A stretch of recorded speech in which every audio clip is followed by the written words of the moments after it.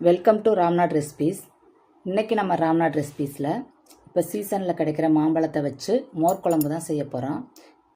இந்த மோர் குழம்பு கூட காரசாரமான உருளைக்கிழங்கு பொரியலும் அப்பளம் வச்சு சாப்பிட்டிங்கன்னா டேஸ்ட் ரொம்ப அட்டகாசமாக இருக்கும். இப்போ இந்த மோர் குழம்பு எப்படி செய்யணும்னு பார்க்கலாம் வாங்க.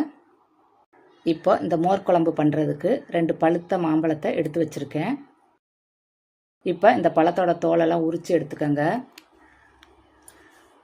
உரித்து எடுத்ததுக்கப்புறம் இதை சின்ன சின்ன பீசஸாக கட் பண்ணி எடுத்துக்கோங்க.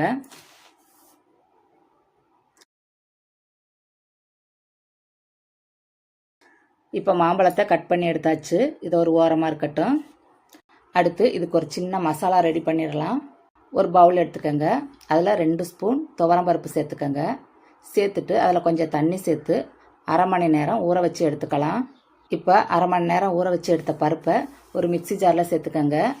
கூடவே 1/4 கப் தேங்காய், 1 தேக்கரண்டி சீரகம், 1 தேக்கரண்டி மிளகு, 3 பச்சை மிளகாய், 1 துண்டு இஞ்சி சேர்த்துட்டு கொஞ்சம் தண்ணி ஊற்றி அரைச்சி எடுத்துக்கோங்க. இந்த மாதிரி. அடுத்து ஒரு பாத்திரத்தை எடுத்துக்கலாம். அதில் 1/2 லிட்டர் தயிர் சேர்த்துக்கோங்க. சேர்த்துட்டு கூடவே 1/4 தேக்கரண்டி மஞ்சள் தூள், 1/4 தேக்கரண்டி பெருங்காயத்தூள், இந்த தயிருக்கு தேவையான அளவு உப்பு, 1 கொத்து கருவேப்பிலை சேர்த்து தயிர் கெட்டி இல்லாமல் கலக்கி எடுத்துக்கோங்க. இப்போ தயிரை கெட்டி இல்லாமல் கலக்கி எடுத்தாச்சு. தயிரை கெட்டி இல்லாமல் கலக்கி எடுத்ததுக்கப்புறம் நம்ம அரைச்சி எடுத்து வச்ச மசாலாவை தயிர் கூட சேர்த்துக்கோங்க. சேர்த்துட்டு இதை ஒரு தடவை கலந்து விட்டுக்கலாம்.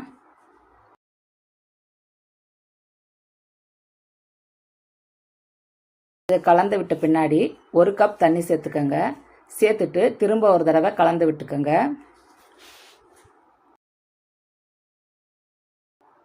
இப்போ மோர் குழம்புக்கு தேவையான எல்லாமே ரெடி பண்ணியாச்சு.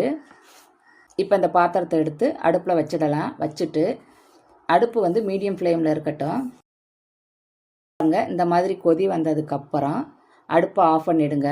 ஆஃப் பண்ணிவிட்டு இதுக்கு ஒரு தாளிப்பு சேர்த்துக்கலாம். அதுக்கு ஒரு பேன் எடுத்துக்கோங்க. அதில் 1 ஸ்பூன் எண்ணெய் சேர்த்துட்டு எண்ணெய் சூடான உடனே 1/2 தேக்கரண்டி வெந்தயம் சேர்த்து வறுத்து எடுத்துக்கோங்க.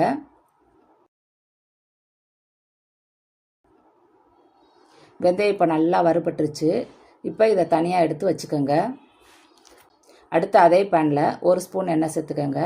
இது சூடான உடனே 1/2 தேக்கரண்டி கடுகு, 1 வரமிளகாய், 1 கொத்து கருவேப்பிலை சேர்த்து வறுத்து எடுத்துக்கோங்க.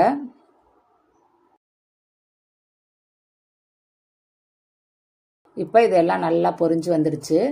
இப்போ இதை மோர் குழம்புல சேர்த்துக்கலாம். தாளிப்பு சேர்த்ததுக்கப்புறம் நம்ம கட் பண்ணி எடுத்து வச்சுருக்க மாம்பழத்தை சேர்த்துக்கலாம். அடுத்து நம்ம வறுத்து எடுத்து வச்ச வெந்தயத்தை பொடி பண்ணி சேர்த்துக்கோங்க. சேர்த்துட்டு ஒரு தடவை கலந்து விட்டுருங்க. அவ்வளோதான், நமக்கு சூப்பரான மோர் குழம்பு ரெடி ஆயிடுச்சு. இது கூட உருளைக்கிழங்கு பொரியலும் அப்பளம் வச்சு சாப்பிட்டு பாருங்கள். டேஸ்ட்டு செம்மையாக இருக்கும். நீங்களும் உங்கள் வீட்டில் ட்ரை பண்ணி பாருங்கள். உங்களுக்கு இந்த வீடியோ பிடிச்சிருந்தா ராம்நாட் ரெசிபீஸ்க்கு லைக் பண்ணுங்கள், கமெண்ட் பண்ணுங்கள், ஷேர் பண்ணுங்கள். வீடியோ பார்க்குற எல்லாரும் மறந்துடாமல் சப்ஸ்கிரைப் பண்ணுங்கள். Eat healthy, think better.